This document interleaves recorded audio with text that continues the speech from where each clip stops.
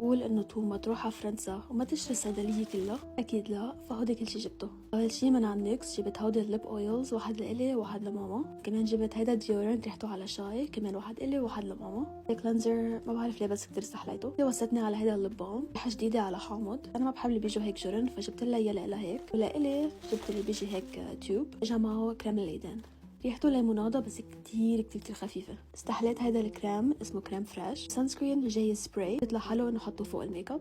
اذا بتحضروا ماي امتيز اكيد شايفين هيدا الكلينزر من بايوديرما، 2 ب 10 يورو لقطه. هيدا السبراي من عند مستلا، كان جايبته بامريكا الماضيه، فهلا جبت منه بفرنسا. بامريكا رح يخلص، كتير بحبه على الشعر. كمان من ماي امتيز فين هيدا ديورنت، جبت واحد الي وواحد لاختي، ريحته بتجنن، اي لاف ات. من كودالي كمان جبت هاند كريم مع ليب بالم. شفت كتير عالم عم بياخدوا منه لهيدا المعجون اسنان، استحليته كتير. ناوي اني سافر بعد، فقلت يلا بياخدوا معي المره الجايه. هيدا جبته لمام من عند رياج. هيدا جبته لأختي، بيقولوا انه هيدا الكريم منيح للناس اللي عندهم بشره دهنيه. ما كانوا موصتني على هيدا الكلينزر من عند سيسلي. وهيدا الكريم بيقولوا منيح للي عندهم اكزيما مثلي، فجبت الحجم الكبير. كتير بحب الصابون بفرنسا، فجبت هودا 2، واحد ريحته هيك ورد، تاني ريحته مزهر بتجنن.